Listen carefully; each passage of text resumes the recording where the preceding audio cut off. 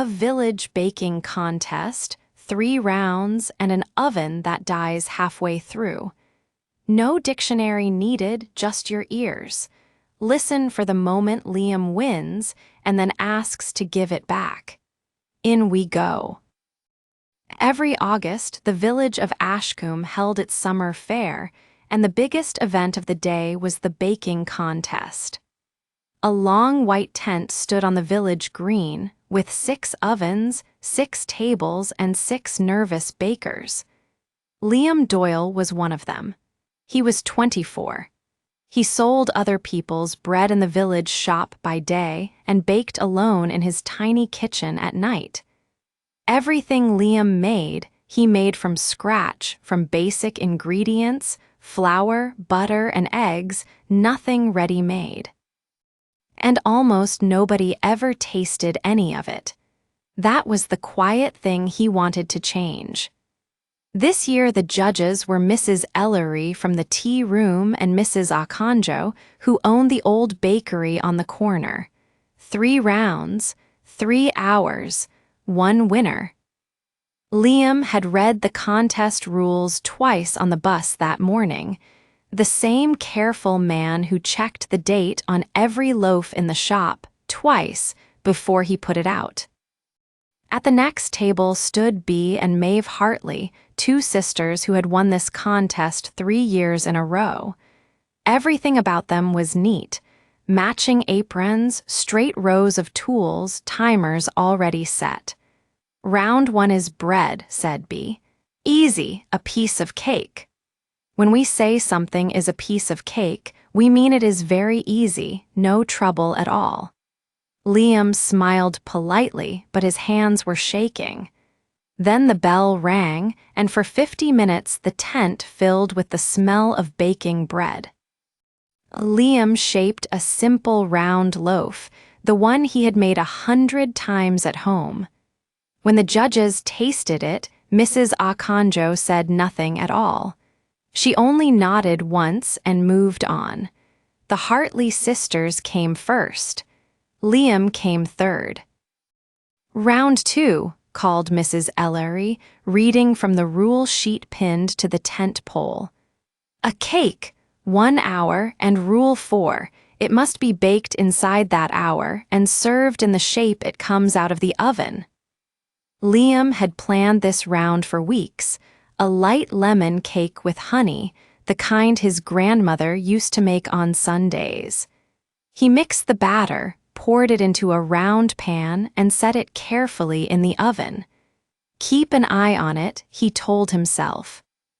To keep an eye on something means to watch it carefully, checking it again and again. So he did.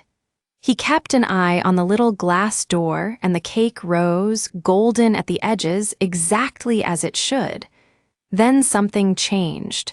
The warm air on his face was gone. He opened the door, and cold air came out instead. The light inside had gone out. All around him, 5 other ovens hummed. His did not. Let's stop the story and look at our first 3 phrases. Number 1, from scratch. If you make something from scratch, you make it from basic ingredients with nothing ready-made. Liam baked everything from scratch, even the jam. 2, a piece of cake. If something is a piece of cake, it is very easy for you. Bea thought round 1 was a piece of cake. For example, the test was a piece of cake I finished early. And 3, keep an eye on. This means to watch something carefully over time. Liam tried to keep an eye on his cake. A parent might say, "Can you keep an eye on the baby?" Now, back to that dead oven. A man from the fair committee crouched behind the oven with a small light, then stood up and shook his head. "Sorry, son, it's finished, and there's no other oven free." Liam looked up at the big clock above the tent door. 20 minutes left in round 2. He lifted his cake out. The heat had lasted just long enough to cook it through, but then it cooled too fast, and the middle fell into a deep, soft dip. He was going to run out of time. When you run out of time, the time you were given finishes before your work is done. He could stop now and carry one sad, sunken cake to the judges. Across the tent, Bea Hartley looked over. She did not smile and she did not laugh. She simply watched. 19 minutes. He looked hard at what was in front of him. One warm, sunken cake, a bowl of cream already whipped, a jar of his own lemon honey, strawberries from the fruit stall next door. No oven, no heat, no time. He would have to make do with what he already had. To make do with something means to manage with what you have, even when it is not what you wanted.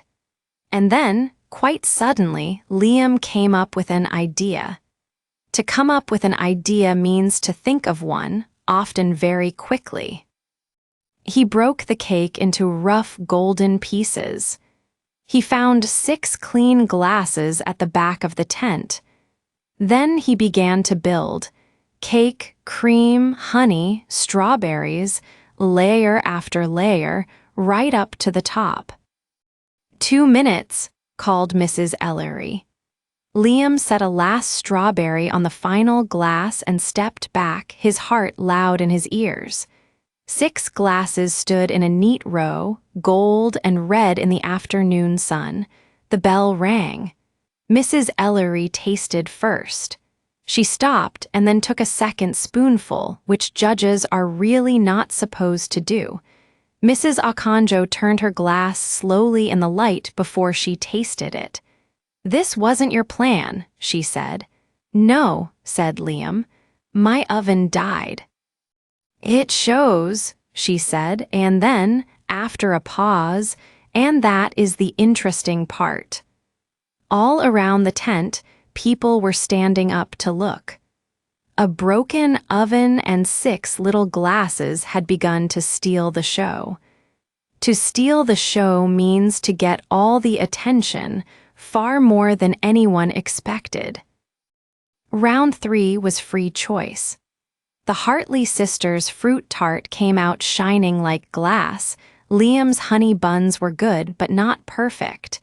Then Mrs. Ellery read out the round 2 scores. Round 2, first place, Liam Doyle. People clapped. Liam did not move. He was looking at the rule sheet pinned to the tent pole. "Excuse me," he said. "Rule 4 says a cake baked inside the hour and served in the shape it comes out of the oven. Mine was baked, then broken, then built cold in a glass. That is not a cake." The tent went very quiet. "You are asking me to take your own points away," said Mrs. Ellery. "Yes," said Liam. "Please." Mrs. Okonjo looked at him for a long moment, then nodded once, the same nod she had given his bread. The points came off. At 5 o'clock, the Hartley sisters won for the 4th year running, and Liam's name was not read out at all. Bea found him by the tent door. "You threw that away," she said. "It's not the end of the world."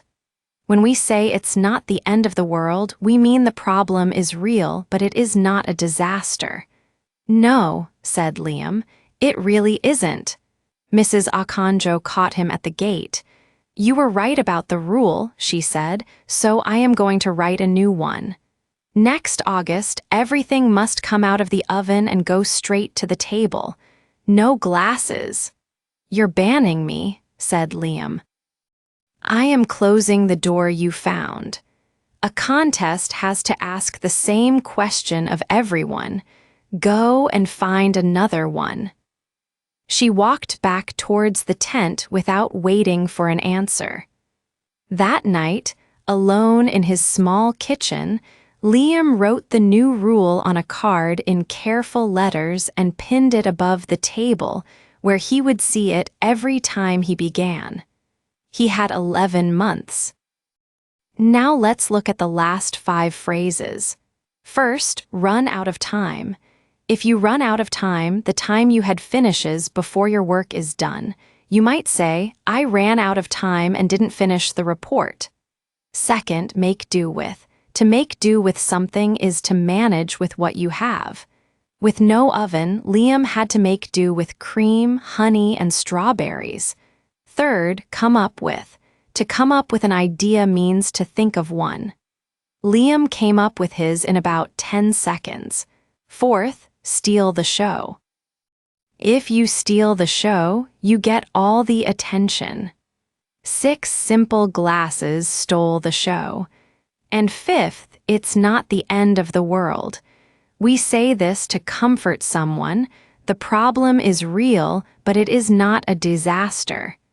Giving the points back was not the end of the world. So there is our story. The Village Baking Contest. Liam Doyle baked everything from scratch, alone, and hardly anyone ever tasted it. He came third in round 1, behind 2 sisters who thought bread was a piece of cake. Then his oven died. He made do with what was on his table, came up with a dessert in 6 glasses, and stole the show. And when the judges gave him first place in that round, he told them himself that his dish had broken the rules. He went home with nothing, and the contest changed its rules so nobody could do it again, but it was not the end of the world. Now, 2 true or false questions. 1. Liam lost his round 2 points because a judge noticed the problem. True or false? 2. The new rule exists because of something Liam said himself. True or false? Say your answer out loud, then say why in 1 full sentence. Well, that is where we leave Ashcombe, with a rule card pinned above a small kitchen table and 11 months to go. The best way to use this episode: play it once more without reading anything, and let the phrases come back on their own. That second listen is where the English really begins to stick. Next time, new people, a new place, and 8 more phrases to carry away with you. Tap subscribe so it finds you, and let the next episode play. Until then, keep your ears open.